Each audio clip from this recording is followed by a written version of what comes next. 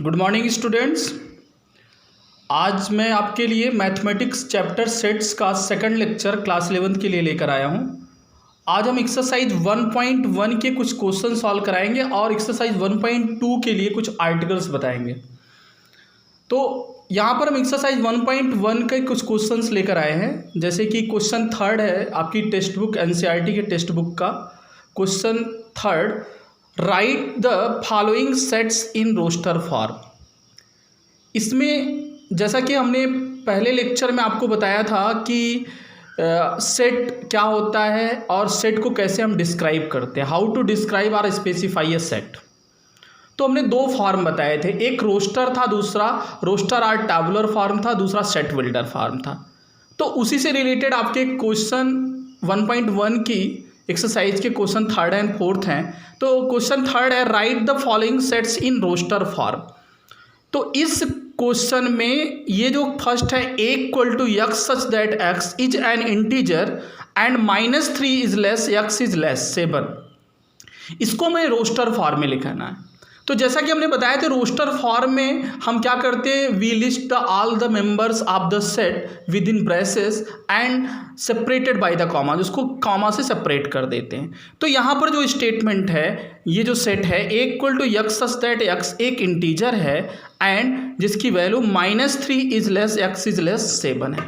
तो अब इसमें हम क्या करेंगे, तो इसको अगर हम सेट रोस्टर फॉर्म में लिखते हैं तो a इक्वल टू, अब ये x की वैल्यू, x क्या है, इंटीजर है, इसकी -3 is less x is less 7, माने 7 से क्या है, -3 से ग्रेटर और 7 से लेस है। तो यहाँ पे लिखेंगे -2 -1, ओके, 0 1 2 3 4 5 6, ये हो गया। तो ये जो देखिए ये डिजिट्स जो है ये 6 7 से लेस है और -3 से ग्रेटर है, ओके। अब हम नेक्स्ट क्वेश्चन पर चलते हैं। जो नेक्स्ट क्वेश्चन है हमारा, right the following sets in the set builder form, माने अब इस सेट को सेट बिल्डर फॉर्म में लिखना है। अब देखते हैं सेट बिल्डर फॉर्म में हमने बताया था we list the properties and properties satisfy by the all the elements of the set. हम सेट की सभी प्रॉपर्टीज को या प्रॉपर्टी जो सेटिस्फाई करता है उसको हम लिखते हैं। तो a इक्वल टू 3 6 9 12 है, तो इसको अगर हम सेट बिल्डर फॉर्म में लिखेंगे तो we write a equal to, इसका हम सोल्यूशन करेंगे, a equal to x such that x equal to 3n, x such that x equal to 3n and 1 is less or equal to x is less or equal to 4। ये हो गई इसकी property. तो देखिए यहाँ पर a equal to 3 6 9 12 था, तो हमने लिखा x equal to x such that x equal to 3n and 1 is less x is less r equal to 4। तो यहाँ पर n क्या है, यहाँ पर n जो है नेचुरल नंबर है, तो यहाँ पर n की जो वैल्यू है वो कैसी है, 1 is less than r equal to x is less than r equal to 4। तो देखिए यहाँ पर अगर x की वैल्यू हम 1 रखते हैं तो क्या आएगा, 3 × 1 मीन्स 3 × 1 3, x हम वैल्यू रखते हैं 2, तो यहाँ पर क्या आएगा, इसको n ले लीजिए, ओके। तो यहाँ पर n की वैल्यू 2 रखते हैं तो 3 2 जा 6, यहाँ n की वैल्यू 3 3 जा 9, n की वैल्यू यहाँ पर n की वैल्यू 4 रखते हैं 3 4 जा 12। तो ये हो गया आपका सेट बिल्डर फॉर्म। अब हम आपको एक्सरसाइज 1.2 को सॉल्व करने के लिए कुछ हम आर्टिकल्स बताएंगे, टाइप्स ऑफ सेट्स के बारे में बताएंगे। तो यहाँ पर कुछ टाइप्स हैं सेट्स के, जैसा हम देखते हैं कि टाइप्स ऑफ सेट में पहला है द एम्प्टी सेट। तो the empty set means a set which does not contain any element, माने एक सेट अगर उसमें कोई एलिमेंट नहीं है तो उसे हम एम्प्टी सेट कहते हैं या नल सेट कहते हैं या वाइड सेट कहते हैं, उसे नल सेट और वाइड सेट भी कहते हैं। तो ऐसा सेट जिसमें कोई भी एलिमेंट कंटेन न हो, तो ऐसे सेट को हम क्या कहते हैं, एम्प्टी सेट कहते हैं।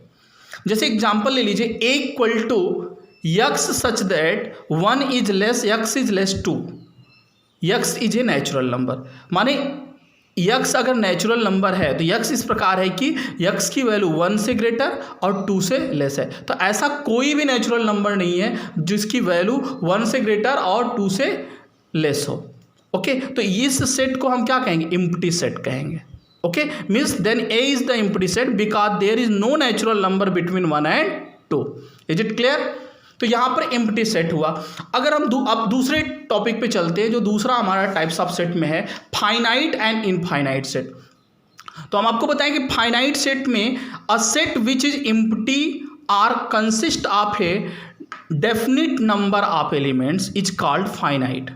मीन्स कि अ सेट, एक सेट जो या तो एम्प्टी हो या उसमें कुछ डेफिनिट नंबर ऑफ एलिमेंट्स हो, तो ऐसे सेट को हम फाइनाइट सेट कहते हैं।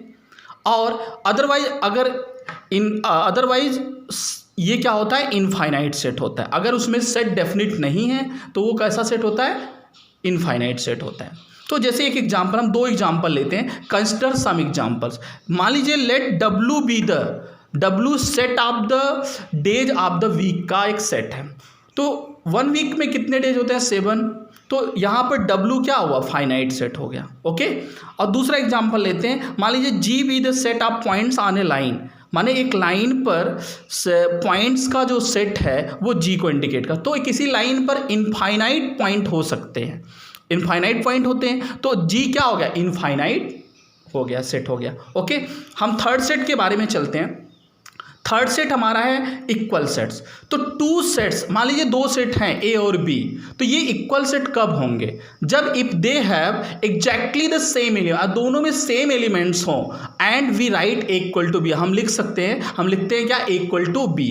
अब इसको हम एग्जाम्पल से समझते हैं।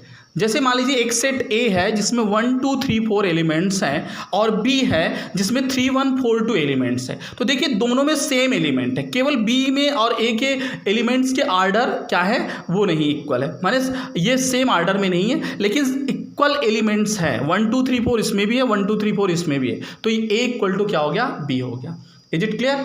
तो ये जो आपकी आज की टॉपिक थी, ये टॉपिक आपकी एक्सरसाइज 1.2 को सॉल्व करने के लिए हेल्पफुल होगी। आप होमवर्क में एक्सरसाइज 1.2 को करेंगे, ठीक है? और आगे नेक्स्ट वीडियो में हम आपको एक्सरसाइज 1.3 1.4 से रिलेटेड कुछ आर्टिकल्स बताएंगे। अभी जो आपको कॉपी पे ये वीडियो दिख रही है, ये वीडियो केवल इसलिए है क्योंकि आपको रेगुलर अगर क्लास भेजना है तो ये पॉसिबल तभी होगा जब हम इसको कॉपी पे करेंगे, क्योंकि बहुत से कैलकुलेशन होते हैं। आपको विद द